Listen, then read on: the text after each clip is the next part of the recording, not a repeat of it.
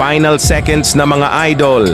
Nagpahabol pa ang LaSalle Green Archers sa isang malakas na slam dunk na muling nagpasiklab sa laban.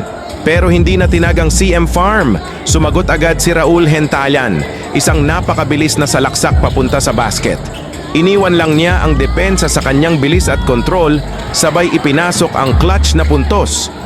Sinelyuhan ni Gentayan ang panalo ng CM Farm sa isang napakagandang finishing move.